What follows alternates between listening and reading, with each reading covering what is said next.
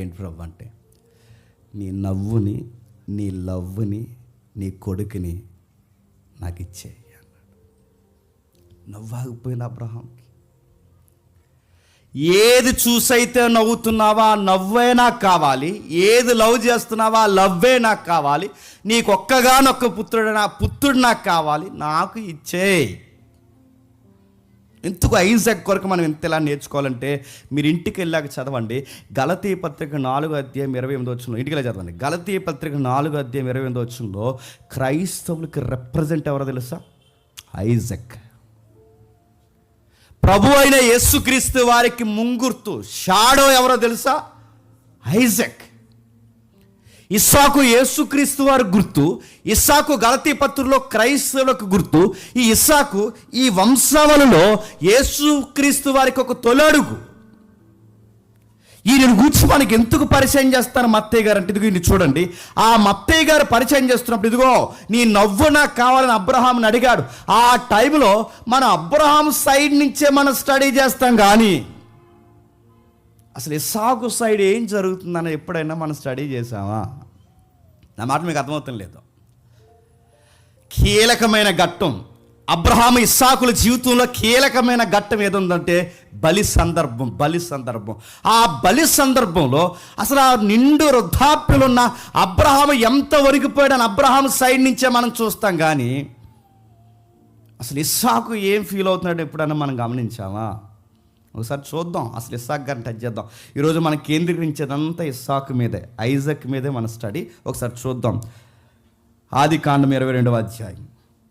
ఆదికాండం 22వ అధ్యాయం. ఆదికాండం 22వ అధ్యాయం మొదటి 2 వచనాలు.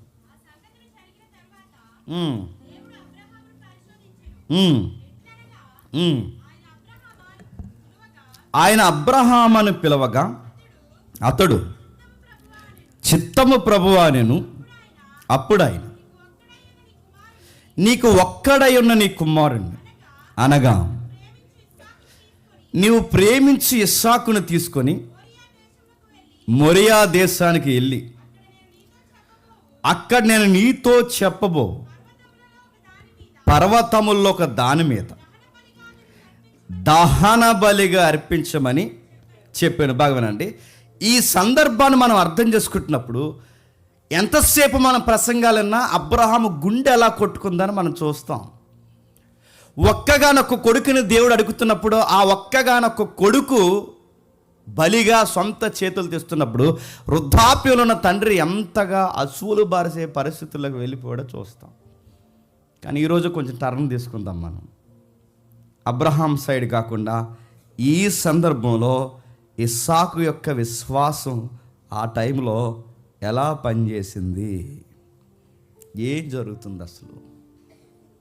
మనకు డౌట్లు రేజ్ అయ్యి క్వశ్చన్స్కి ఆన్సర్ దొరికే అంత సందర్భం ఏంటంటే, అప్పటికి ఐజాక్ ఇమేజ్ల్లో చూస్తున్నంత చిన్నోడేం కాదు, పెద్దోడే. మంచి ఏంటో చెడేంటో పరిస్థితి ఏం జరుగుతుందో, వాళ్ళ నాన్న ఏం చేస్తున్నాడు, ఏం మోస్తున్నాడో అన్నీ అంచనా వేయగలిగిన పరిపక్వత కలిగిన టీనేజ్ అబ్బాయే. ఇస్సాకు సందర్భాన్ని మనం పరిచయం చేసుకోవాలంటే కొంచెం ముందుకెళ్దాం. ఏం జరుగుతుందో ఒక్కసారి 22వ అధ్యాయం అర్థం చేసుకోవాలంటే ఒక్కసారి 21వ అధ్యాయానికి రండి. ఆదికాండం 21వ అధ్యాయం 8వ వచనం నుండి. ఆదికాండం 21వ అధ్యాయం.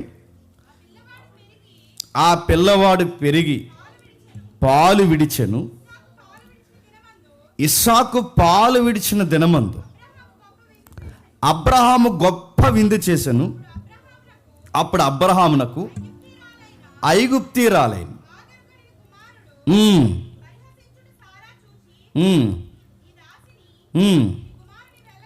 ఈ దాసిని దీని కుమారుణ్ణి వెళ్ళగొట్టుము.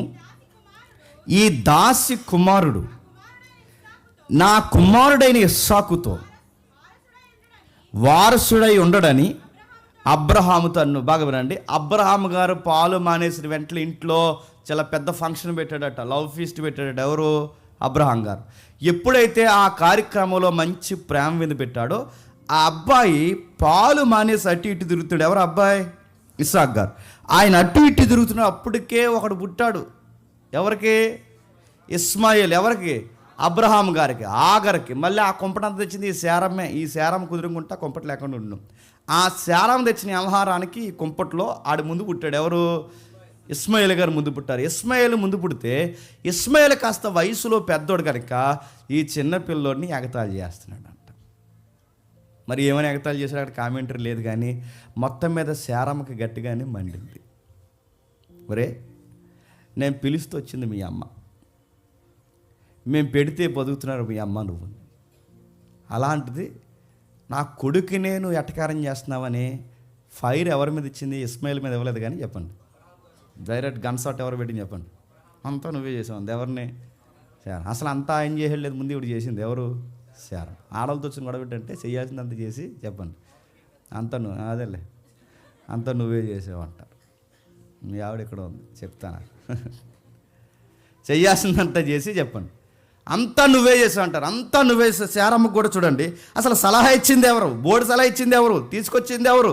పెట్టింది ఎవరు? బిడ్డని కనమన్నది ఎవరు? అన్నీ ఇచ్చింది ఈవిడే. ఇప్పుడు గొడవ అవుతుంది. గొడవ అవుతున్నప్పుడు ఏమంటుందంటే, ఇప్పుడు దాని కొడుకుని కానీ పంపకపోతే మన స్లాంగ్లో బత్తి మీద సవాల్ ఉంది. ఫంక్షన్ ఎలా జరుగుతుంది, ఏమో చూస్తానంది. ఫంక్షన్ ఆపేస్తుంది, అవసరమైతే ఆపేస్తారు. ఇలా ఆపేయాలనుకుంటే ఎవరో చెప్పండి. ఇక భోజనాలు, కూరలు ఏమన్నా గెట్టిపడేస్తారు కూడా. అలాంటి కార్యక్రమం జరుగుతున్నప్పుడు ఎందుకోసం కూడా నేను మాట్లాడతాను, నేను డీల్ చేస్తాను, నేను కంగారు పడకని చెప్పి మొత్తం మీద డీల్ చేశాడు, పంపించేశాడు. ఈ 21వ అధ్యాయం చూసేసరికి అప్పటికి పాలు మానేసిన వయసు అంటే బహుశా ఒక 3 ఏళ్ళు లేదా 4 ఏళ్ళు లేదా ఒక 5 ఏళ్ళు లోపు అప్పటికి ఉంటుంది. అక్కడి నుంచి మనం దాటుకుని వస్తే ఆ వచనానికి, ఆ అధ్యాయానికి చివరికి 34 రండి.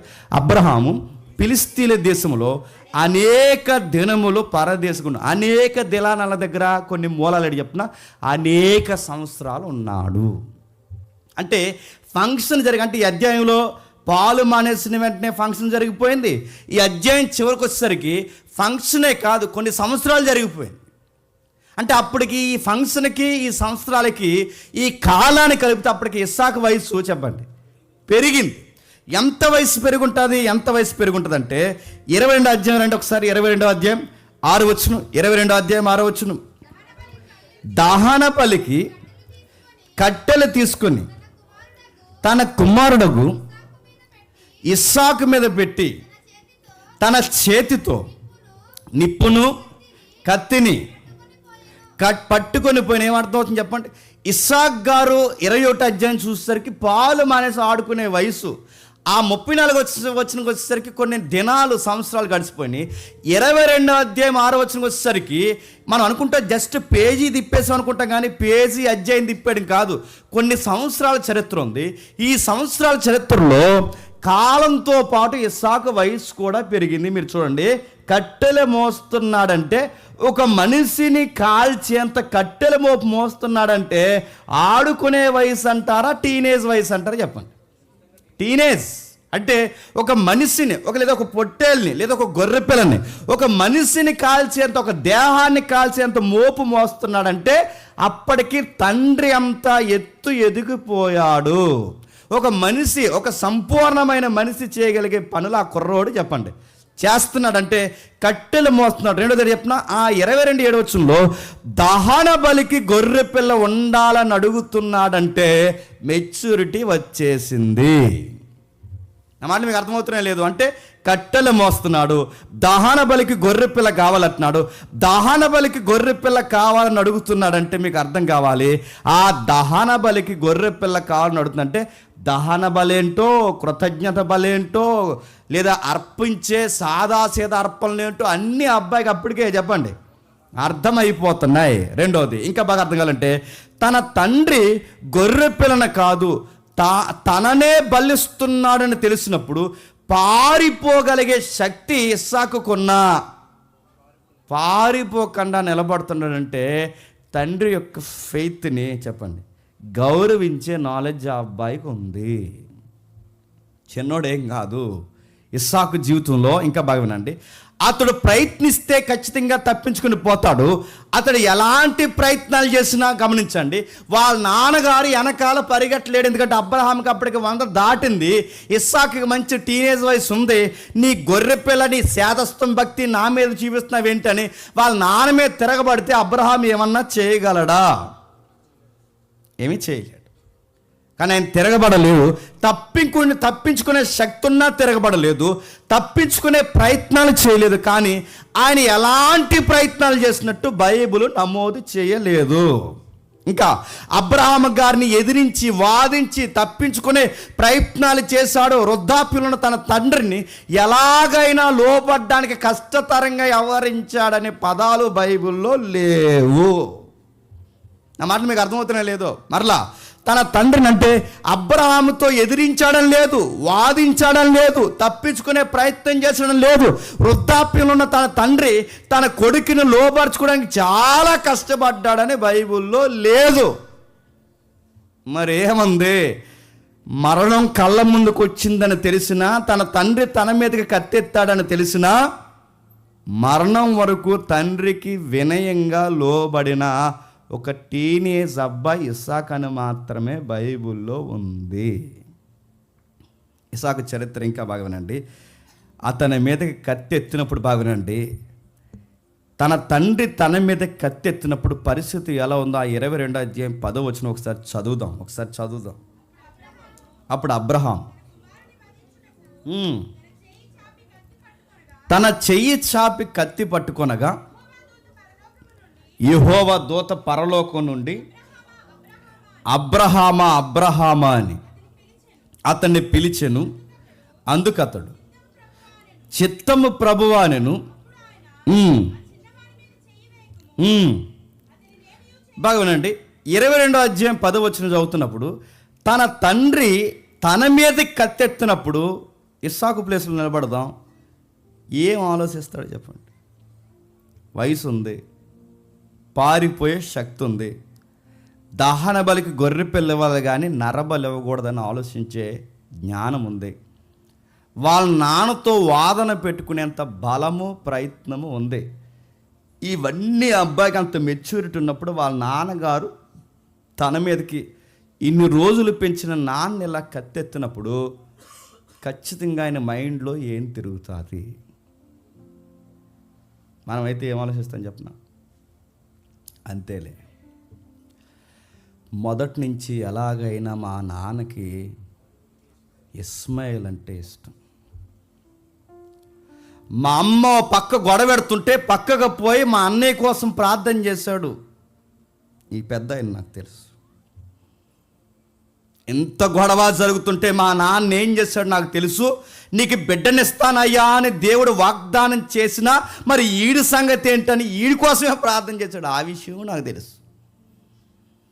మొదట పుట్టిన మా అన్నయ్య మీదే ప్రేమ ఎక్కువ ఉంది. నన్ను ఎలాగైనా పక్కన పెట్టాలని ప్లాన్ చేసి పక్కా స్కెచ్ చేసి మా అమ్మకు కూడా ఒక మాట చెప్పకుండా దేవుడి పేరు మీద నన్ను బలి చేయడానికి ఇదంతా చేస్తున్నాడని నాకు అర్థం అవుతుందని నీలాటోడు నాలాటోడు అయితే ఇస్సాకు ప్లేస్లో ఉంటే అనుకుంటాడు అనుకోండి. చెప్పండి. ఎంత చేసినా కానీ నేను నచ్చలేదు. ఎంతసేపు ఆగర్ అంటాడు, ఎంతసేపు చెప్పండి ఇస్మాయిల్ అంటాడు. వాళ్ళు బాగుండాలని వాళ్ళ కోసం ప్రార్థన చేశాడు. బహుశా మా అన్నయ్యకి మా నాన్న ఆస్తులకి నేను అడ్డొస్తున్నానని మా నాన్న ఈ విధంగా నాకు స్కెచ్ చేశాడని అనుకున్నాడా? అవేం అనుకోకండి. ఇస్సాకు ఏమనుకోండి చెప్పిన ఒకటే ఆలోచించాడు. ఈ బలి నైవేద్య కార్యక్రమం ఏదైతే ఉందో మా నాన్న ఆ తండ్రికి విధేయత చూపించడం అనేది ఎంత వాస్తవమో మా నాన్నకి చెప్పండి నేను విధేయత చూపించడం అంతే వాస్తవం. కమ్మతని చెప్పిన ఆ బలి విషయంలో తన మైండ్లో తిరుగుతున్న మరొక పాయింట్ ఏంటంటే మా నాన్న దేవునికి బలిగా నన్ను ఇస్తున్నాడన్న ఆ వినయమే కాదు, మరొకటి ఈ బలిని నేను అడ్డుపడకూడదన్న భయం కూడా ఎవరికుందో తెలుసా? ఇస్సాకు ఉందంట. ఎక్కడుంది ఒకసారి చూడండి. అదే ఆదికాండము 31వ అధ్యాయం. ఈరోజు అసలు సౌండ్ బాగలేదు, ఏమీ బాగలేదు. ఆదికాండం 31వ అధ్యాయం 42వ వచనం. చదువు బాగాలేదంటే మొత్తానికి ఇంక స్లోగా చదవమని కాదు, కొంచెం నన్ను రేపేలాగా చదువు. 30 నువ్వు చదవకమ్మా, నువ్వు చదువు. నా తండ్రి దేవుడు అబ్రహాము దేవుడు, ఇస్సాకు భయపడిన దేవుడు. ఎవరట? ఇస్సాకు భయపడిన దేవుడు. అక్కడ ఏమని రాస్తాను చూడండి. అబ్రహాము దేవుడు చెప్పండి, ఇస్సాకు దేవుడు అని లేదు చెప్పండి. ఇస్సాకు భయపడిన దేవుడు. ఒక వ్యాఖ్యానకర్త ఏమన్నాడంటే, అసలు ఇస్సాకు గారిని పరిచయం చేస్తున్నప్పుడట ఇస్సాకు పేరు చెప్పకుండా ఏమని చెప్తున్నాడట, ఇస్సాకు భయపడిన దేవుడు. అంటే ఇస్సాకు గారి ట్యాగ్ ఏంటి? ఇస్సాకు భయపడుతున్న దేవుడు. ఇది ఒక బిరుదు. ఇంకా మీకు అర్థం కావాలంటే అదే 31వ అధ్యాయం 53వ వచనం చూడండి. అదే 31వ అధ్యాయం 53వ వచనం. అబ్రహాము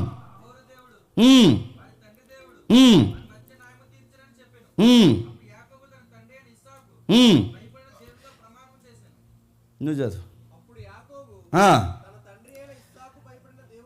తన తండ్రి అయిన ఇస్సాకు భయపడిన గ్రంథకర్త కానీ యాకోబు కానీ ఏమంటున్నారు చెప్పండి? ఇస్సాకు భయపడుతున్నది అంటే దేవుని భయాన్ని, దేవుడి పేరుని భయాన్ని బిరుదుగా పెట్టుకున్న భక్తుడు ఎవరు చెప్పండి? ఇస్సాకు గారు. ఇప్పుడు చెప్పండి, పరిపక్వత వచ్చేసరికి ఆ బలి నైవేద్యంలో కత్తి పైకెత్తే సమయానికి ఇస్సాకు మైండ్లో తిరుగుతుంది ఏంటో తెలుసా?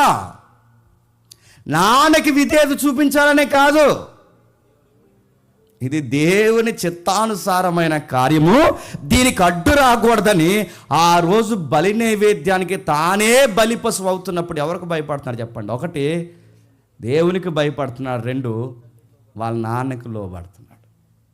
తన మైండ్లో ఎలాంటి పాయింట్స్ ఉన్నాయి కనుక తండ్రికి వినయం చూపిస్తూ మరోవైపు దేవునికి భయపడుతూ దేవుని దృష్టికి అనుకూలమైన బలిగా మారిపోవడానికి సిద్ధమైపోయాడు. ఎవరు చెప్పండి? ఇస్సాకు గారు. యెషయాలో ఏమని చూడండి ఒకసారి. యెషయా గ్రంథం 66వ అధ్యాయం, యెషయా గ్రంథం 66వ అధ్యాయం 2వ వచనం. యెషయా గ్రంథం 66వ అధ్యాయం 2వ వచనం. యెషయా గ్రంథం 66వ అధ్యాయం 2వ వచనం.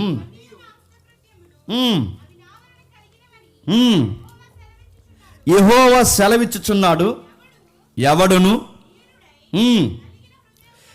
ఎవడు దీనుడంటే అక్కడ వినయుడై, ఎవడైతే దీనుడై వినయం కలిగిన వాడై, నువ్వు చదువు, ఆగమ్మా నువ్వు చదువు. ఎవడు దీనుడై నలిగిన హృదయం గలవాడై నా మాట వినిగ వణుకుచుండునో వాణిని నేను దృష్టి. ఇప్పుడు చెప్పండి, ప్రభు అయిన యెహోవా, సైన్యములకు అధిపతియగు యెహోవా ఆ రోజు బలి నైవేద్యం జరుగుతున్నప్పుడు దేవుడు చూస్తుంది అబ్రహాము హృదయాన్నే కాదు చెప్పండి, ఇస్సాకు హృదయాన్ని కూడా చూస్తున్నాడు. అంటే ఓ పక్క అబ్రహాం భయపడుతున్నాడు, మరో పక్క చెప్పండి ఇస్సాకు భయపడుతున్నాడు. దేవుడు ఎవరి మీద కేంద్రీకరిస్తున్నాడు? ఇద్దరి మీద. ఆ ఇద్దరినే కేంద్రీకరిస్తున్నప్పుడు కత్తెత్తిన ఆయన హృదయం ఏమని కొట్టుకుంటుందో చూస్తున్నాడు. కత్తి మీద కెత్తుతున్న మౌనంగా ఉండి ఆ బలి పశువుగా సిద్ధమవుతున్న ఇస్సాకు కూడా ఎంత విధేయత కలిగి భయభక్తులు చూపిస్తున్నాడో ఆ హృదయాన్ని కూడా దేవుడు చూస్తున్నాడు. దేవుడు ఎవరి మీద దృష్టించుతాడంటే వినయ మనస్సు కలిగిన వారి మీద దృష్టించుతాడు. దేవుడు ఎవరి మీద దృష్టించుతాడంటే ఆయనకి భయపడే వారి మీద దృష్టించుతాడు. దేవుడు ఎవరి మీద తన మనస్సును, తన కళ్ళును, తన నేత్రాలను ఎవరి మీద కేంద్రీకరిస్తాడంటే మీరు గమనించండి, పెద్దవారిని గౌరవిస్తూ వినయాన్ని చూపిస్తూ అటు పెద్దవారికి ఇటు దేవుడికి ఎవరైతే భయభక్తులు కలిగి ఉంటారో అలాంటి బిడ్డల్ని చెప్పండి దేవుడు ఆశీర్వాదకరంగా మార్చడానికి దృష్టించుతాడు. ఎవరిని పడితే వారిని ఊరకే దేవుడు దీవించాడు. ఎవరిని పడితే వారిని దేవుడు ఊరకే దీవించాడు. ఎలా దీవిస్తున్నాడు ఇస్సాకునంటే అబ్రహాము తర్వాత ఇస్సాకు, ఇస్సాకు తర్వాత యాకోబు. ఇది ఊరకే వచ్చిన క్యాడర్ కాదు. అబ్రహాము తర్వాత ఇస్సాకు అంటే ఆ వాగ్దానానికి సమాన వారసుడు ఎవరు చెప్పండి? ఇస్సాకు. ఎలా సమాన వారసుడు? నిజానికి అబ్రహాము తర్వాత ఇస్సాకు, ఇస్సాకు తర్వాత యాసావు రాలేదు. యాసావు గారు ఎందుకు రాలేదు? యాసాలు వేసాడు కనుక. అంటే ఒక వాగ్దానానికి వారసులు అవ్వాలి అంటే బాగా వినాలి. ఒక వాగ్దానానికి ఓ పట్టాన్ని అయిపోరు. ఊరకే దేవుడు బ్లెస్సింగ్స్ ఇచ్చాడు, ఊరకే దేవుడు దీవించుడు. వినయం ఎలా ఉందో చూస్తాడు, నీ వ్యవహారం ఎలా ఉందో చూస్తాడు, నీ భక్తి ఎలా ఉందో చూస్తాడు, ఆయనకి ఎంత భయపడుతున్నావో చూస్తాడు. నీ వినయం, నీ భయభక్తులు, నీ మాట, ప్రవర్తన, ప్రతి నీ లక్ష్యాలు అన్నిటినీ దేవుడు చూసే నీకు తోకాలేస్తాడు. ఊరకే ఎవరిని దేవుడు వాగ్దానాలకి వారసులుగా మార్చాడు. మనం అనుకుంటా, ఎందుకు ప్రభువా మమ్మల్ని దీవించట్లేదు ఏంటి ప్రభు అంటే, నీలో దేవుడిని ఎక్కిరించే వ్యవహారాలు ఏవో ఉన్నాయి, గుర్తుపెట్టుకో. ఇస్సాకు లోబడ్డాడు, తండ్రికి లోబడ్డాడు, తండ్రిని గౌరవించాడు. తండ్రిని గౌరవిస్తూ మరో పక్క దేవునికి భయపడుతున్నాడు. ఇస్సాకులో ఉన్న క్వాలిటీస్ ఇవి. పరిగెట్టగలిగే శక్తి ఉన్నా, ఎదిరించగలిగే శక్తి ఉన్నా, తండ్రి మాట వినకుండా ఆర్గ్యుమెంట్ చేసే, డిబేట్ చేసే ఆయనకి నాలెడ్జ్ ఉన్నా, ఎంత వాదించి తప్పించుకునే ప్రయత్నం చేసే అవకాశాలు ఆయనకున్నా, వృద్ధాప్యంలో వాళ్ళ తండ్రిని ఎదిరించగలిగే, పరిగెట్టగలిగే శక్తి ఉన్నా మరణానికే తలదించాడు తప్ప వాళ్ళ నాన్న ఇష్టాన్ని ఎప్పుడు ఎదిరించలేదు. ఎందుకంటే నీ ఇష్టమే నా ఇష్టం అన్నాడు, నీ భక్తే నా భక్తి, నీ భయమే నా భయం అన్నాడు. నిన్ను చూడటమే కాదు తండ్రి, నీ వెనకాల ఉన్న దేవుణ్ణి కూడా చెప్పండి నేను చూస్తున్నాను తండ్రి అని మౌనంగా ఉండిపోయాడు. ఇంకా ఏమన్నా ఇస్సాకులో క్వాలిటీస్ అంటే, వివాహ విషయంలో తండ్రి తెచ్చిన సంబంధాన్ని మాత్రమే చెప్పండి ఓకే చేశాడు. చూడండి ఒకసారి 24వ అధ్యాయం, అదే ఆదికాండం 24వ అధ్యాయం. ఈయన క్యారెక్టర్ స్టడీలో మనకు కావాల్సిన మరికొన్ని విషయాలు. అదే ఆదికాండం 24వ అధ్యాయం 66వ వచనం నుండి.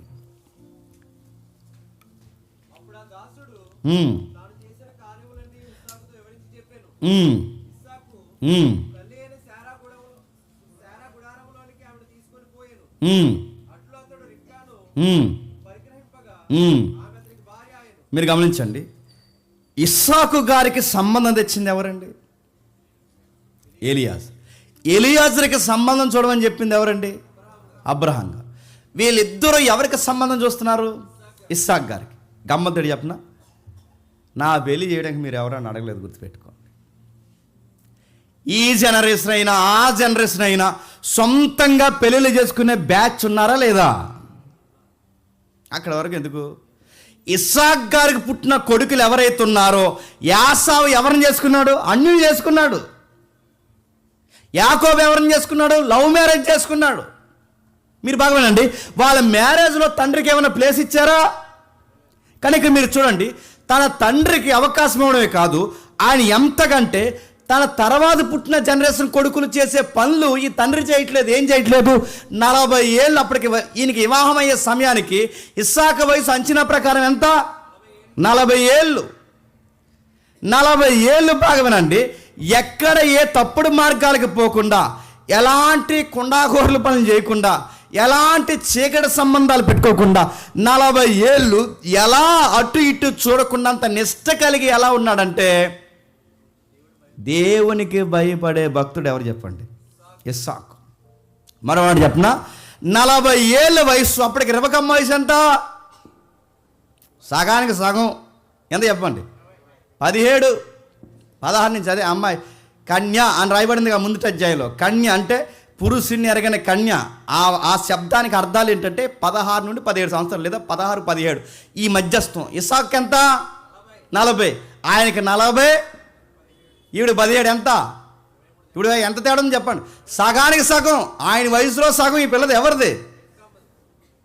మీరు గమనించండి, వీళ్ళ వయసు వ్యత్యాసం ఎంత ఉన్నా ఎక్కడైనా మీరు గమనించండి, వీళ్ళ వయసు వ్యత్యాసాలు ఎన్నున్నా ఎక్కడైనా వీళ్ళకి ఏమన్నా తారతమ్యాలు వచ్చాయా? ఎందుకు చెప్పినా, దేవుడిచ్చే గిఫ్ట్లు ఎలా ఉంటాయంటే, వాళ్ళ వయసు వాళ్ళని ఇబ్బంది పెట్టదు, వాళ్ళ తరాలు వాళ్ళని ఇబ్బంది పెట్టవు. వారిలో వీరిలో దేవుడు మనసు ఉంటే చెప్పండి ఎలా ఉంటారు తెలుసా? ఒక్కటే ఏకమై ఉంటారు. కానీ దేవుడు ఏర్పరిచిన బంధాలు ఎలా ఉంటాయంటే, వదిన నీకు విషయం తెలుసా, మొన్నే తెలిసింది నాకు, మొన్నే మా ఆయన ఆధార్ కార్డు దొరికింది నాకన్నా చెప్పండి 20 ఏళ్ళు పెద్దోడు అంట, గొంతుకు వస్తారు నాకు అంట. ఇలా సన్నాసి కాపురం చేసే వాళ్ళు ఉన్నారు చెప్పండి? ఉన్నారు. మాట్లాడుకున్న ఉండాలి చెప్పండి. చాలామంది నేను గమనించి, నేను నిన్న మా విలేజ్లో నేను చెప్తున్నాను, చాలా దిక్కు నేను విన్నదే, వాళ్ళ భర్తల వయసు బయటికి వద్దన్నా చెప్పే వాళ్ళు ఉన్నారా లేదా? అదో జబ్బాలకి అంటే నేను ఇంకా చిన్నపిల్లనే చెప్పండి, ఇంకా నాకు త్వరగా పెళ్లి చేస్తారు అది చెప్పండి, లేదంటే నేను ఇంకా స్కూల్కి వెళ్ళి బ్యాగ్ తెలుసుకుని తిరుగుతున్నాను, నాకు ఇంకా నేను చిన్నపిల్లని చెప్పుకుని ఇంకా మురిసిపోవాలన్నాను నేను చూశాను. ఇంక పేర్లు అడగండి, మా పెద్దవాళ్ళు గురించి వాళ్ళు చెప్పిన వాళ్ళు నేను విన్నా. అప్పుడు నేను తిట్టాను కూడా, అప్పుడప్పుడే వాక్యంలోకి వచ్చాను, నేను తిట్టాను కూడా, ఇంకా చిన్నపిల్లల్లో యాక్టింగ్ చేయకండి చెప్పండి. మీ భర్తల వయసులు మీరే బయట చెప్తే సిగ్గుందా మీకు? అలాంటప్పుడు మీరు ఆధార్ కార్డు చూసి పెళ్లి చేసుకోకపోయారా? ఇప్పుడు ఎందుకు మీరు పెద్ద వాళ్ళ వయసు వచ్చేసి జీవించి చిన్న పెద్ద అంటే ముందు సంసారం మీద నీకు ఫోకస్ లేదు కానీ చెప్పండి, నీ వయసు మీద మాత్రం నీకు ఫోకస్ ఎక్కువైపోయింది. జస్ట్ నువ్వు మిస్ అయిపో లేదా మిస్ ఇండియా అయిపోదు మాకు, నువ్వు నోరు మూసుకుని నీ వయసు కోసం మాట్లాడగానే తిట్టా. ఆ రోజు నేను తిట్టాను, గుర్తుపెట్టుకో. మీకు ఏమర్థమవుతుంది? వాళ్ళ మధ్య భాగమేనండి. ఇస్సాకు 40 ఏళ్ళ వయసు, ఈ అమ్మాయికి 16-17 ఏళ్ళ వయసు. నన్ను అడిగితే ఆ అమ్మాయిని ఎవరికి గైడ్ చేసి ఉంటారు చెప్పండి? ఇస్సాకు గైడ్ చేసి ఉంటాడు. మంచి ఏంటో, చెడేంటో, కాపరం ఏంటో, వాళ్ళ అమ్మ పని ఏంటో, మా అమ్మ వెళ్ళిపోయిన తర్వాత ఎలాంటి పరిస్థితుల్లో మా ఇంటికి వచ్చావో, మా అమ్మ పోషించిన క్యారెక్టర్ ఏంటో అన్నీ అర్థమయ్యేలాగా అమ్మాయికి దగ్గరుండి చెప్పుకునే వ్యక్తి ఎవరు చెప్పండి? ఇస్సాకే చెప్పుకుంటాడు. మంచి భర్త, తండ్రి సంబంధం తెచ్చే వరకు ఆగాడు. 40 ఏళ్ళు అటు ఇటు తిరగకుండా, ఏ వంకర మార్గానికి పోకుండా చక్కగా నిలబడ్డాడు. అసలు ఏ లవ్ స్టోరీ? నాన్న, నేను పలాంటి పిల్లను ప్రేమించాను, మీరు అమ్మాయిని చేయకపోతే నాకు బతకాలనిపించట్లేదు, ఎందుకో రాత్రులు కూడా నాకు సరిగా బ్రీతింగ్ అవ్వట్లేదు, పొద్దున్నే మెలకు వచ్చేస్తున్నాను అనలేదు. గుర్తుపెట్టుకోండి. వాళ్ళ నాన్న సంబంధం తెచ్చే వరకు చెప్పండి వెయిట్ చేశారు. సంబంధం వచ్చిందనగానే సోఫా సెట్లోంచి లేచిపోయి అలా తిరిగేసి పిల్ల వచ్చేస్తుందంటే నేను కంగారు అవ్వలేదు. అప్పటికి ఆ అబ్బాయి ఏం చేస్తాడో మనకు తెలుసు, ప్రేయర్ చేసుకుంటున్నాడు. ప్రేయర్ఫుల్గా ఉండడు. బాగా అంటే మ్యాచింగ్ చూస్తుంటే ఆ టైంలో పెళ్ళికొడుకు ఏం చేస్తున్నాడు చెప్పండి? ప్రేయర్ చేసుకుంటున్నాడు. ఇప్పుడు మ్యాచింగ్స్ జరుగుతుందంటే పెళ్ళికొడుకు ఏం చేస్తాడు చెప్పండి? కటింగ్ షాప్ చుట్టూ తిరుగుతాడు ఎదవా. ఎందుకు? నాకు పై పొర తీసేయండి చెప్పండి. పెళ్ళిలో నేను చాలా చెప్పండి బ్రైట్గా కనబడిపోవాలి. ఇంకా ఏ మట్టి ఉంటే ఆ మట్టి, ఆ ముల్తాన మట్టి, ఆ మట్టి, ఈ మట్టి నాకు కొట్టేసి మొత్తం మీద ఈ మట్టి అంతా తీసి నన్ను బ్రైట్గా చేసేయండి. ఆ ఫోటోగ్రాఫర్ మా బాగా లైవ్లో ఎవడు వైట్గా చూపించేవాడు ఉన్నాడు, లైవ్ ఇచ్చేవాడు చూడండి, ఇవన్నీ తిరుగుతుంటాడు వీడు అని గమనించండి. నీకు మ్యాచింగ్ జరుగుతుంటే ఎవరైనా వెలగాల్సిన తమ్ముళ్ళు ఎవరైనా ఉంటే నువ్వు చేయాల్సినట్టు చెప్పిన ప్రేయర్ చేసుకో.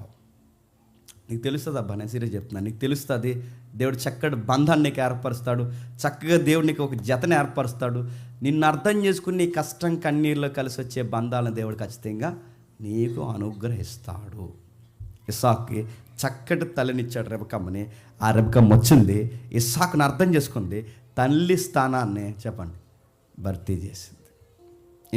ఇంకేమన్నా ఇస్సాకులో క్వాలిటీస్? 25వ అధ్యాయం, అదే ఆదికాండం 25వ అధ్యాయం 8 నుంచి 9 వచనాలు. అది ఆదికాండం 25వ అధ్యాయం 8-9 వచనాలు.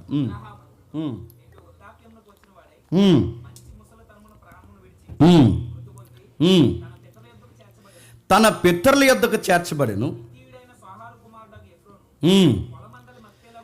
అక్కడ మీరు చూడండి, అక్కడ సమాధి కార్యక్రమం జరుగుతున్నప్పుడు తండ్రి చనిపోయాడు. ఎవరు? అబ్రహాం గారు. అబ్రహాం గారు చనిపోయినప్పుడు సమాధి కార్యక్రమానికి ఎవరు వచ్చారు? ఇస్మాయిల్ వచ్చాడు. ఇస్మాయిల్ ఎవరు?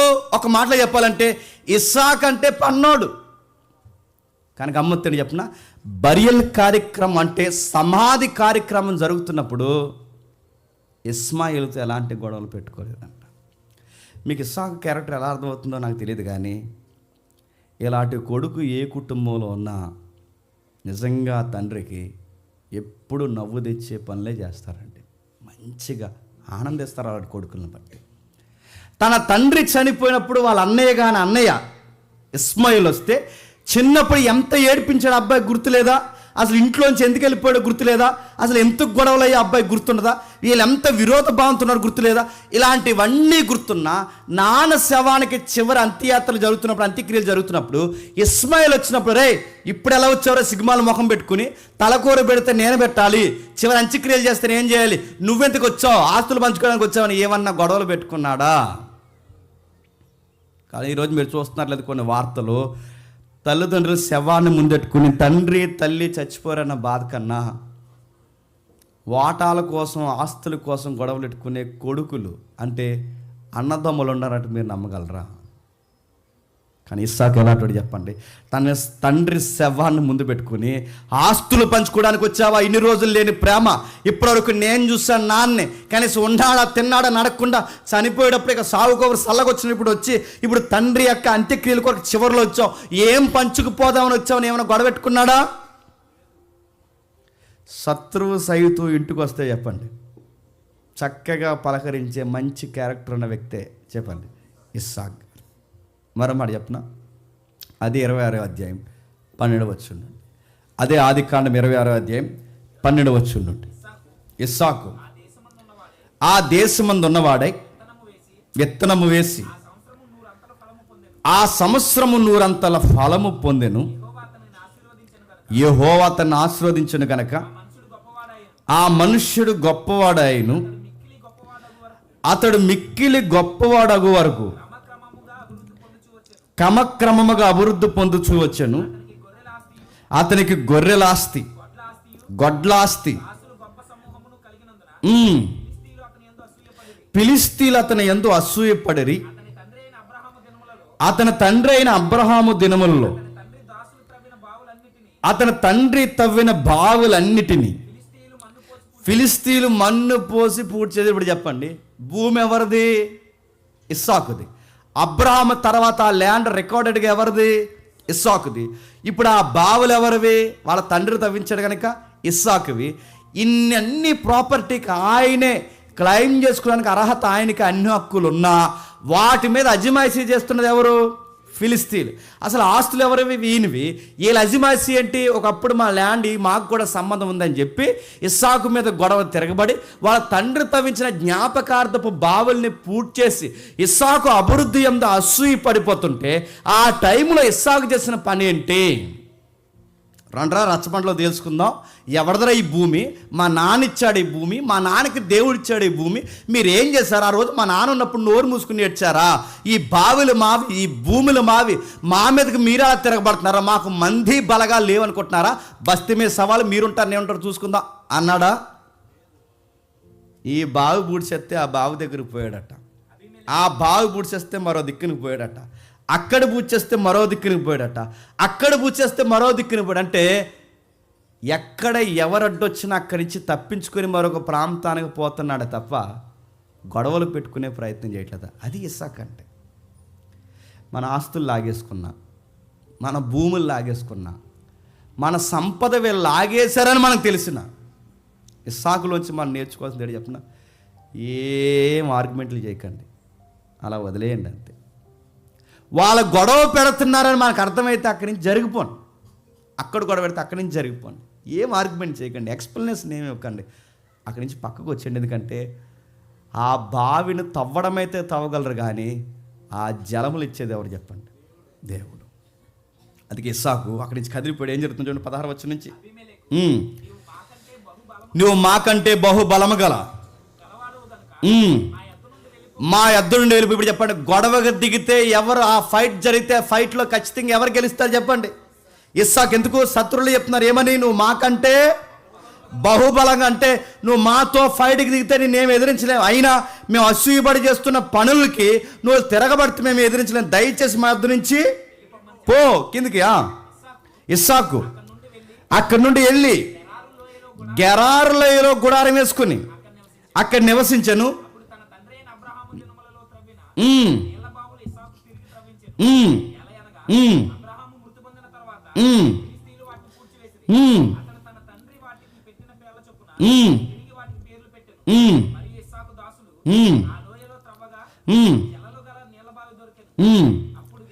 అప్పుడు గెరారు కాపులు ఇస్సాకు కాపులతో జగడమాడి ఈ నీరు మాదే అని చెప్పిరి గనుక ఆ బావికి ఎస్సేకు అని పేరు పెట్టాను. మరి ఒక బావి తవ్వినప్పుడు దాని కొరకు జగడమాడ్రి కనుక 23 వచనంలో అక్కడి నుండి అతడు బెర్షెబాకు వెళ్ళెను. ఆ రాత్రియే యెహోవా అతనికి ప్రత్యక్షమై, నేను నీ తండ్రి అయిన అబ్రహాము దేవుడిని, నీకు తోడై ఉన్నాను గనక భయపడకు, నా దాసుడైన అబ్రహాము బట్టి నిన్ను ఆశీర్వదించి నీ సంతానం విస్తరింపజేస్తానని చెప్పాను. అక్కడ అతడు ఒక బలిపీఠం కట్టించి యెహోవా నామమును ప్రార్థన చేసి అక్కడ తన గుడారమును వేసెను.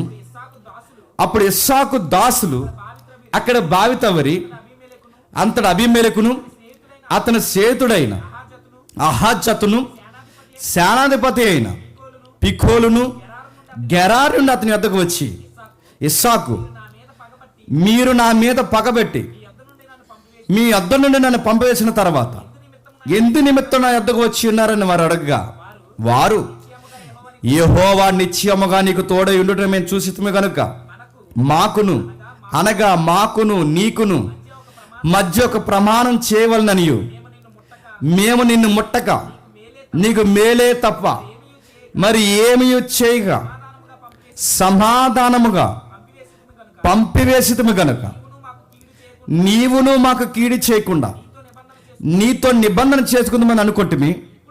ఇప్పుడు నీవు యెహోవా ఆశీర్వాదం పొందిన వాడవని అంతటా అతడు వాడు ఇందు చేయగా అన్నపానాలు పుచ్చుకొనిరి. తెల్లవారినప్పుడు లేచి ఒకడితో ఒకడు ప్రమాణం చేసుకొనిరి. తర్వాత ఇస్సాకు వారిని సాగనంపగా ఆ దినమంది ఇస్సాకు దాసులు వచ్చి తాము తవ్విన బావిని గుచ్చి అతనికి తెలియజేసి మాకు నీళ్లు కనబడమని చెప్పిరి గనుక దానికి శాబా అని పేరు పెట్టిన. కాబట్టి నేటి వరకు ఆ ఊరి పేరు బేర్షబా. మీకు ఏమర్థమవుతుంది చెప్పండి? శత్రువులు ఇక్కడ బావుతవుతే ఇక్కడ గొడవకు వచ్చారు, అక్కడ బావుతవుతే అక్కడ గొడవ వచ్చారు, అక్కడ బావుతవుతే అంటే ఈయన గొడవ పెట్టుకునే దానికన్నా అక్కడి నుంచి ఏమవుతుంది చెప్పండి? ముందుకు జరిగిపోతుంది. అంటే ఆయన గొడవలు పెట్టుకునే మనిషి కాదు. ఇలా ఎప్పుడైతే జరిగిపోతుందో మీరు గమనించండి. ఎవరైనా మనకు ఆస్తి నష్టాలు కానీ భూ నష్టాలు కానీ మన గౌరవం మీద కానీ ఎవరైనా నష్టం కలగజేస్తే మనం పాటించాల్సిన సూత్రం ఏంటో తెలుసా? అక్కడి నుంచి చెప్పండి, తప్పుకోండి, వెళ్ళిపోండి, సైలెంట్ అయిపోండి, వాళ్ళకి ఏ వివరణ ఇవ్వకండి, నిశ్శబ్దం అయిపోండి. అలా నిశ్శబ్దం అయిపోతే దేవుడు చేసే పని అని చెప్తున్నా, మనల్ని ఏడిపించి మన మీద అసూయపడి మన భూమిని లాగేసుకునేవారు సిగ్గుపడేంతగా దేవుడు మళ్ళీ ఏం చేస్తాడు తెలుసా? అధిక ఆశీర్వాదం మనకు అనుగ్రహిస్తాడు. ఇస్సాకుని చూసి శత్రువులు అన్నారట, మాకు ఇప్పుడు అర్థమవుతుంది, ఆ బావిని పూడి చేసిన తర్వాత మరో దిక్కున బావి తవ్వితే మళ్ళీ అక్కడ నీళ్ళు వచ్చాయి. నువ్వు అక్కడి నుంచి మరో దిక్కున పోతే అక్కడ బాగుతుంది. నువ్వు ఎక్కడికి పోతే అక్కడికి నీళ్ళు వస్తున్నాయి. అంటే నీ వెనకాల నీళ్ళు వస్తున్నాయి. నీ వెనకాల నీళ్ళు వచ్చేలా దేవుడు నిన్ను ఆశీర్వదిస్తున్నాడు. నువ్వు ఎక్కడ అడుగెడితే అక్కడ ఆశీర్వాదకరమైన జలములు బయటకు వస్తున్నాయి. మాకు అర్థమైంది, నీ అభివృద్ధి మాకు తేటగా కనబడుతుంది. నువ్వెంతగా దేవుని చేత దీవెన పొందిన వాడవో మాకు అర్థమవుతుంది. కనుక ఇస్సాకు మాకు భయం వేస్తుంది. మేము నీతో గొడవ పెట్టుకుంటే సరాసరి ఎవరితో గొడవ పెట్టుకున్నట్టు తెలుసా? నీ ఆశీర్వాదానికి కారకుడైన దేవుడితో గొడవెట్టుకున్నట్టు. మాకు భయం వేసి ఒక మాట నిబంధన చేసుకుందాం, మాతో ఇలాంటి గొడవలు దయచేసి పెట్టుకోవద్దు. గుర్తుపెట్టుకోండి, ఎవరైనా దేవుని చేత ఆశీర్వదింపబడుతున్నప్పుడు వాళ్ళ ఆశీర్వాదాన్ని చూసి అసూయపడకండి. వాళ్ళ ఆశీర్వాదం పాడు చేద్దామని ప్లాన్ చేయకండి. వాళ్ళ ఆశీర్వాదం మీద కామెంట్లు చేయకండి. ఎందుకో చెప్పనా? దేవుణ్ణి ఆశీర్వదించేవాడి మీదకి ఎవరైనా అడ్డొచ్చారో మీరు కోరుకుని సమాధి తెచ్చుకుంటున్నారని మాత్రం మర్చిపోకండి. ఇస్సాకు ఎక్కడికి పోతే అక్కడికి నీళ్లు పరిగెట్టాయట. ఇస్సాకు ఎక్కడ అడుగు పెడితే అక్కడ ఆస్తులు కలిసి వచ్చాయట. ఇస్సాకు ఎక్కడ పోతే అక్కడ దేవుని ఆశీర్వాదం ఆయన కలిసి వస్తుందట. ఇది ఎవరు స్పష్టంగా చూసారు చెప్పండి? శత్రువులు స్పష్టంగా చూశారు. ఇస్సాకులో మనం చూడాల్సిన మరో క్వాలిటీ అని చెప్పిన, శత్రువుల్ని పగతో గెలవలేదంట, చెప్పండి, ప్రేమతో గెలిచాడు. వాళ్ళు ఎప్పుడైతే వచ్చి సారీ చెప్పిన వెంటనే పెద్ద భక్తుల్లా ఫీల్ అయిపోయి, నాలుగు తెలుస్తుంది నా గురించి, జాగ్రత్తగా ఏమనుకుంటున్నారు, నా జోలికి వస్తే మీరు ఎవరి జోలికి వచ్చినట్టు తెలుసా చెప్పండి, ఇరిసేస్తాడు ఏమనుకుంటున్నాను అనలేదా? ఆయన ఏం చేశాడు చెప్పిన, సరే ఇంటికి వచ్చారుగా వెళ్ళిపోకండి, ఇలా రండి, మనందరం కలిసి ఒక లవ్ ఫీస్ట్ పెట్టుకుందాం. ప్రేమ విందు పెట్టాడు, మంచి భోజనం పెట్టాడు. వెళ్ళిపోయి ముందు దగ్గరుండి ఆయనే సాగనంపాడు. ఇస్సాకులో మనం చూడాల్సింది ఏంటంటే, శత్రువులను సైతం చెప్పండి ప్రేమిస్తాడు. తన మీద కామెంట్ చేసిన వాళ్ళని కూడా ప్రేమిస్తాడు. తన నాశనాన్ని కోరుకున్న వారిని కూడా ప్రేమిస్తాడు. గమ్మత్తని చెప్పనంటే, ఫంక్షన్కి ముందు వాళ్ళని పిలుస్తాడు. ఎవరిని? శత్రువుని. నేను వైజాగ్ లాగా బ్లెస్సింగ్గా మారిపోవాలి అంటే ఇస్సాకులో మనం నేర్చుకోవాల్సిన క్వాలిటీస్ ఏంటి చెప్పిన? ఈ క్వాలిటీస్ అన్నీ మనకు కనబడతాయి. నేను ముగిస్తున్నాను. ఇంకా ఆదికాండం 13వ అధ్యాయం 2వ వచనం. ఆదికాండం 13వ అధ్యాయం 2వ వచనం.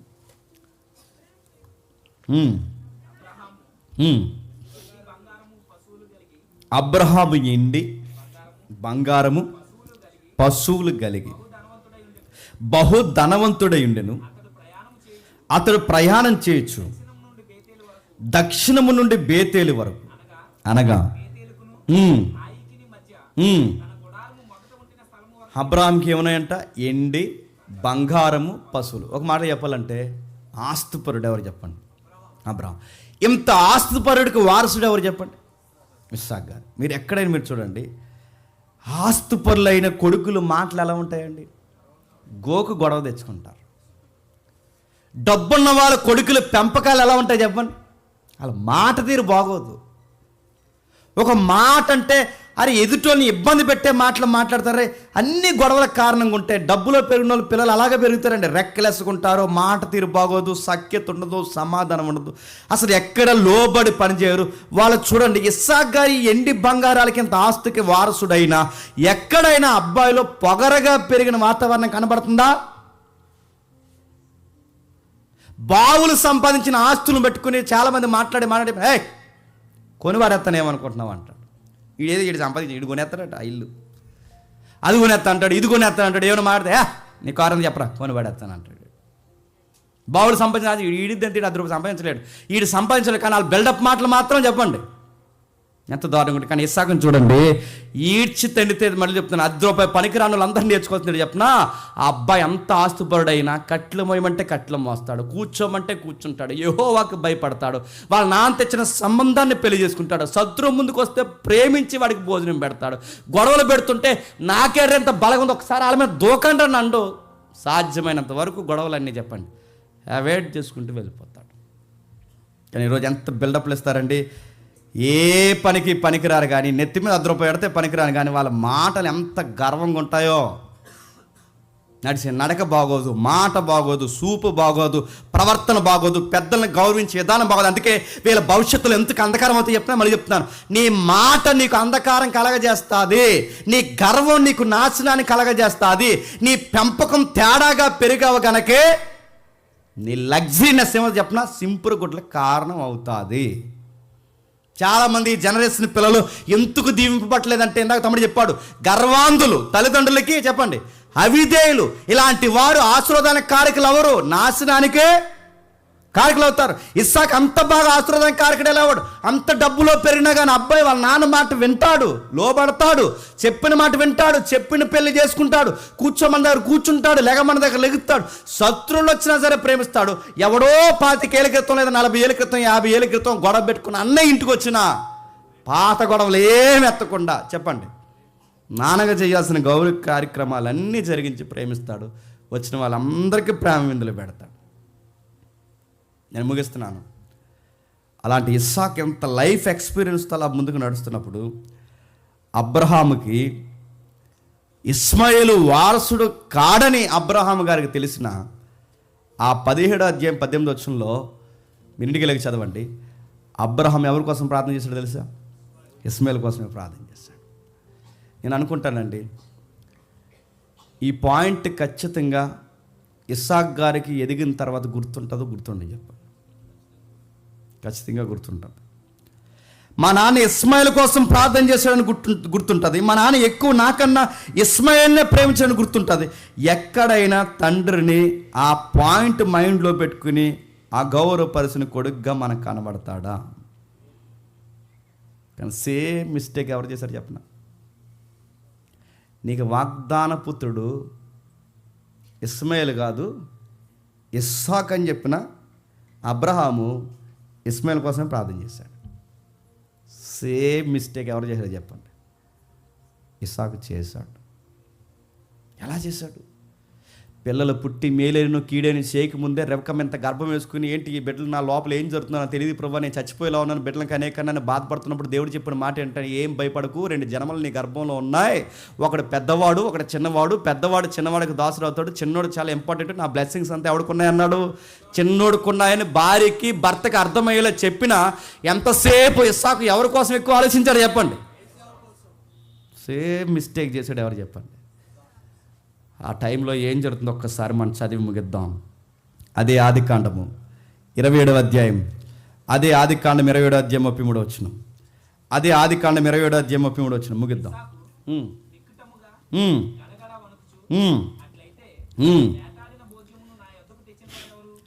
గడగడా వణుకుచు. ఇప్పుడు చెప్పండి, ఎందుకు వణుకాడు? యాసావు చంపేస్తాడని వణుకాడా? ఎందుకు వణికాడని అడుగుతున్నాను. యాసావు చంపేస్తాడని వణికాడా? అరే ఆశీర్వాదాలు ఎవడికో ఇచ్చేసాడని వణికాడా? ఎందుకు వణికాడంటే, చాలామంది మూల గంధకర్తలు రాస్తున్న మాట ఏంటంటే, ఎందుకు వణికిపోయాడంటే గతం గుర్తొచ్చిందంట. ఏం గతం? మా నాన్న ఇలాగే వారసు నేనని చెప్తే మా నాన్న ఎవరి మీద కేంద్రీకృతం చేశాడు? ఇస్మాయిల్ మీదకి. తర్వాత తన ఎఫెక్ట్ ఏంటో మా నాన్న ఎలా అనుభవించాడు నేను చూశాను. ఇప్పుడు అదే మిస్టేక్ ఇప్పుడు ఎవరు చేస్తున్నారు చెప్పండి? నేను చేస్తాను. ఆశీర్వాద కారకుడు ఎవరు? యాకోబు. కానీ నా మనసు ఎవరి మీద ఉంది? యాసావు మీద ఉంది. ఆశీర్వాద కారకుడు యాకోబు అయితే నా మనసు యాసావు మీద ఉంది. అందుకే గాఢ ఎంతు కొనుక్కుపోయాడంటే, ఒకటి ఎవరికి బ్లెస్సింగ్ ఇచ్చేసాననే మాట కన్నా అసలు ఈ బ్లెస్సింగ్కి కారకుడు ఎవరంటే యాకోబే. ఎందుకంటే ఆ భక్తుడికి తెలుసు, నువ్వు చిన్నవాడినే దీవించాలి తప్ప చెప్పండి పెద్దవాడు దాసుడు అవ్వాలి. ఆ మాట ఎవరు గుర్తొచ్చుంటారు చెప్పండి? ఇస్సాకు గుర్తొచ్చింది. గడగడా వణికిపోయాడు. తన గతం జ్ఞాపకం చేసుకున్నాడు. తన తండ్రి చేసిన పొరపాటు తన జీవితంతో నడుస్తున్నట్టు అర్థమైపోయింది. అందుకే గడ వణికిపోయాడట. దేవుడు ముందే చెప్పాడు, పెద్దవాడు చిన్నవానికి దాసురవుతాడు. ఎందుకు మర్చిపోయావు? ఎందుకో మరి తండ్రులకి ఆ ముందు పుట్టిన వాళ్ళు ఎక్కువ చెప్పండి ఇష్టం ఉంటా. ఆ ముందు వాళ్ళతో కనెక్ట్ అవుతారు. అలాగే కనెక్ట్ అయిపోయాడు. లౌకికమైన మనమంటే మనుషుడు కనుకే మనలాగే వ్యవహరించాడు. తర్వాత అర్థం చేసుకున్నాడు. అప్పుడు సంపూర్ణమైన దీవెని ఇస్తున్నాడు. 28 అధ్యాయంలో ఏమని ఇస్తున్నాడు చూడండి ఒకసారి. అది 28 అధ్యాయం 3-4 వచనాలు కలిపి ఉన్నాయి. ఒకసారి చదువుదాం. సర్వశక్తి గల దేవుడు నిన్ను ఆశీర్వదించి నువ్వు అనేక జనములగునట్లు నీకు సంతాన అభివృద్ధి కలగజేసి నిన్ను విస్తరింపజేసి నువ్వు పరవాసువైన దేశమందు, అనగా దేవుడు అబ్రాహాముకి ఇచ్చిన దేశమును నీవు స్వాస్యముగా చేసుకున్నట్లు ఆయన నీకు, అనగా నీకును నీతో కూడా ఉన్న సంతానానికి అబ్రాహామునకు అనుగ్రహించిన ఆశీర్వాదం దయచేయను గాకని అతను. ఇప్పుడు చెప్పండి, ఇప్పుడు అర్థమవుతుంది ఆయనకి. ఎవరికి? ఇస్సాకు గారికి. ఏమని? ఈ ఆశీర్వాదాలకు వారసుడు అబ్రహాము, అబ్రహాము తర్వాత ఇస్సాకు అయిన నేను. ఇప్పుడు ఈ ఆశీర్వాదాలకు వారసుడు యాషావు కాదు చెప్పండి, యాకోబు అని ఇస్సాకు గారికి అప్పుడు అర్థమైంది. జ్ఞాపకం చేసుకున్నాడు. ఇదిగో అబ్రహాంకి వాగ్దానానికి సమాన వారసుడివి. ఆ వాగ్దానానికి సమాన వారసులు యాసావు కొడుకులు కాదు, నీ కొడుకులే. ఇప్పుడు మనకు కావాల్సింది దేవుడు చేసిన వాగ్దానాల్ని బలంగా నమ్మడమే కాదు. ఇస్సాకు గారు అర్థం చేసుకుంది తెలుసా? భవిష్యత్తులో దేవుడు ఎలాంటి ప్రణాళిక వేయబోతున్నాడో ఇస్సాకు గారికి అర్థమైపోయిందంట. ఎక్కడుందా మాట? ఎబ్రీ పత్రిక 11వ అధ్యాయం, ఎబ్రీ పత్రిక 11వ అధ్యాయం 20వ వచనం. ఎబ్రీ పత్రిక 11వ అధ్యాయం 20వ వచనం. విశ్వాసమును బట్టి ఇస్సాకు జరగబో సంగతుల విషయమై యాకోబును యాసావును ఆశీర్వదించి జరగబో సంగతి. ఏం జరగబో సంగతులు? నా ఆశీర్వాదం చెప్పండి యాకోబుది, యాకోబు ఆశీర్వాదం యాకోబు కొడుకులది. ఎందుకు ఈ ఆశీర్వాదం ట్రావెల్ అవ్వాలి అంటే, ఈ భూమి మీదకి ఒకరోజు నిజమైన ఆశీర్వాదం భూమి మీదకి రాబోతుంది. అంటే సుదీర్ఘంగా చూస్తాడు. జరగబో సంగతులు ముందే చూసి ఈ వాగ్దాన పుత్రుడు దేనికి గుర్తు అంటే అసలు వాగ్దాన పుత్రుడికి గుర్తు. ఎవరు ఆ వాగ్దాన పుత్రుడు? ప్రభు అయిన క్రీస్తు. ఇది దూరదృష్టితో చూస్తున్నాడు ఎవరు చెప్పండి? ఇస్సాకు గారు. తన జీవితం అంచెలంచెలుగా మారి అంచెలంచెలుగా ఇదే చూపిస్తూ అంచెలంచెలుగా మరణానికి కూడా తను ఎదుర్కోవడానికి సిద్ధమైపోయి దేవుడిని బలంగా నమ్మి తన కొడుకుల్ని ఆశీర్వదిస్తున్నప్పుడు ఏ ఆశీర్వాదం చూస్తున్నాడు? ప్రపంచానికి దేవుడు ఎలాంటి ఆశీర్వాదం సిద్ధపరచబోతున్నాడో ఇస్సాకు అంచనా వేసేసాడట. అందుకే ఎబ్రీ గ్రంథకథ మనకి జ్ఞాపకం చేస్తున్నాడు. దేవుడు చేసిన వాగ్దానాలు నమ్మాడు, దేవుని ప్రణాళికను స్వీకరించాడు. తన కొడుకు మీద ఉన్న ఇష్టం, పెద్ద కొడుకు మీద ఉన్న ఇష్టాన్ని పక్కన పెట్టాడు. చిన్న కొడుకునే చెప్పండి ఆశీర్వదించాడు. యాకోబు మోసం చేసి తన జీవితంలోకి వచ్చినా అది దేవుడే అనుమతించాడని తప్పక ఒప్పుకొని తన కొడుకుని చెప్పండి ఆశీర్వాదకరంగా మార్చేశాడు. ఇస్సాకులో ఏమున్నాయంటే ముగిస్తున్నా, కొంతమంది కంపేర్ చేశారు. చరిత్రలో ఇస్సాకు యేసుక్రీస్తు వారికి సాదృశ్యం అంట. రెండోది, అబ్రహాము తన కుమారుని బలివ్వడానికి సిద్ధంగా ఏ మొరియా పర్వతాల మీద ఉన్నాడో అదే మొరియా పర్వతాల మీద తన కొడుకుని బలివ్వడానికి సింహాసనం మీద సిద్ధంగా ఉన్నది ఎవరో తెలుసా? సైన్యములకు అధిపతిగా యెహోవా. ఆ రోజు ఇస్సాకు అడిగాడట, నాన్న నిప్పుంది, నాన్న కట్లు ఉన్నాయి, నాన్న గొర్రెపిల్ల లేదని అడిగాడట. కానీ సమాధానం అబ్రహాం దగ్గర లేదు. సమాధానం ఎవరి దగ్గర ఉంది తెలుసా? తండ్రి అయిన దేవుని దగ్గర ఉంది. ఆయన అన్నాడు, గొర్రెపిల్ల ఎవరో తెలుసా? బాప్టిజం ఇచ్చి యోహాను ద్వారా చెప్తాడు, ఇదిగో లోక పాపములను మోసుకొని పోవు దేవుని గొర్రెపిల్ల. ఆ రోజు అడిగాడు ఇస్సాకు ఏమని? గొర్రెపిల్ల ఏదని. అక్కడ అడిగిన ప్రశ్నకి 100 సంవత్సరాల తర్వాత సమాధానం ఏంటంటే, ఆ గొర్రెపిల్ల ఇదిగో లోక పాపాలను మోసుకొని పోవు దేవుని గొర్రెపిల్ల. నా మాటలు మీకు అర్థమవుతున్నాయి లేదో? అబ్రహాము తన కొడుకుని ఇవ్వడానికి ఏ పర్వతాల మీద సిద్ధపడ్డాడో అదే మొరియా పర్వతాల మీద తన కొడుకుని బలివ్వడానికి గొర్రెపిల్లగా సిద్ధం చేసిన తండ్రి పరలోకమందున్న మన తండ్రి. ఇంకా ఇస్సాకు గొర్రెపిల్లని అడిగినప్పుడు ఏదని అడిగితే క్రొత్త నిబంధనలో దేవుడు సెలవిస్తున్నాడు, ఇదిగో లోక పాపం మోసుకొని పోవు దేవుని గొర్రెపిల్ల. ఇస్సాకు భూ సంబంధమైన తండ్రి కోసం మరణానికి విధేయత చూపిస్తే, ప్రభు అయిన యేసుక్రీస్తు వారు పరసంబంధమైన తన తండ్రి కోసం శిలువ మరణానికి చెప్పండి విధేయత చూపినంతగా రక్తం కార్చి తన తండ్రి చిత్తం కొరకు చనిపోయాడంట. అంటే ఇస్సాకు ఎవరికి ముంగుర్తుగా సాదృశ్యంగా మనకు కనబడుతున్నాడంటే మనకు తెలియాల్సింది ఒకటి, సంఘానికి గలతీ పత్రిక ప్రకారం, అన్నిటికన్నా ముఖ్యంగా ప్రభు అయిన యేసుక్రీస్తు వారికి. అందుకే ఇస్సాకు జీవితంలో మనం నేర్చుకోవాల్సింది, సొంత ఆశలు, సొంత లక్ష్యాలు, కలలు, కోరికలు అన్నీ పక్కన పెట్టి పెద్దవారికి విధేయత చూపిస్తూ, దేవునికి భయపడుతూ, దేవుని సుదీర్ఘమైన ప్రణాళికను మనం అంగీకరించి, నా ద్వారా క్రీస్తుకు ఉపయోగకరమైన కార్యక్రమం ఏముందని ఇస్సాకు ఆలోచించినట్టు ఎవరైతే ఆలోచిస్తారో వాళ్ళ సమాజానికి దేవుని తరపున దీవెనకరమైన బిడ్డలు అయిపోతారట. ఇస్సాకు మనలాంటి స్వభావం కలిగిన మానవుడైనా తన జీవితంలో ఎవరికి మొదటి స్థానం ఇచ్చాడు చెప్పండి? దేవునికి మొదటి స్థానం ఇచ్చాడు. ఆ ఇస్సాకు ఎవరికి చరిత్రలో రిప్రజెంట్గా నిలబడ్డాడంటే ప్రభు అయిన యేసుక్రీస్తు. ఆ రోజు ప్రభు అయిన యేసుక్రీస్తు వారి తరపున ఆయన స్టాండింగ్ తీసుకోకపోతే, యాసావునే వెనకేసుకొస్తే ప్రభు అయిన యేసుక్రీస్తు వారి యొక్క జీనియాలజీ చెప్పండి వేరేలా చదువుకుంది. మేము తన ఆశలు, తన కోరికలు, తన ఇష్టాలన్నీ పక్కన పడేశాడు. పెద్ద కొడుకుని పక్కన పెట్టాడు, చిన్న కొడుకుని తెర మీద తీసుకొచ్చాడు, చిన్న కొడుకుని దీవించాడు. క్రీస్తు పుట్టుక మార్గం సరళం చేశాడు. గుర్తుపెట్టుకోండి. అందుకు ఇస్సాకుని తీసుకొచ్చి దేవుడు ఎక్కడ పెట్టాడు చెప్పండి? ప్రభు అయిన యేసుక్రీస్తు వారి యొక్క వంశవృక్షంలోకి చేర్చాడు. అలాంటి ఇస్సాకుని మత్తయి మనకి పరిచయం చేస్తున్నాడు. ఇది మత్తయి. ఇప్పుడు చదవండి వచ్చిన మనం ముగిద్దాం. మత్తయి సువార్త మొదటి వచనం చదువుదాం. అబ్రహాము కుమారుడగు దావీదు కుమారుడైన యేసుక్రీస్తు వంశావళి. అబ్రహాము ఇస్సాకుని కనెను, ఇస్సాకు యాకోబుని కనెను, యాకోబు యోదాని కనెను, అతని అన్నదమ్ములను కనెను. ఇలా ఇంతమంది ప్రభు అయిన యేసుక్రీస్తు వరకు వచ్చి నిలబడితే ప్రభు అయిన యేసుక్రీస్తు వారు వంశవృక్షం చెప్పండి మరియమ్మ వరకు కొనసాగింది. అలా 1 by 1 మనం ఆలోచించే ప్రయత్నం మనం చేద్దాం. ఇస్సాకు నుంచి నేర్చుకున్న మాటల్ని క్రీస్తుకు సాదృశ్యంగా ఇస్సాకు ఎలాగైతే నిలబడ్డాడో మనం కూడా అలాగే నిలబడదామని ప్రార్థనలో ఏకీభవిద్దాం.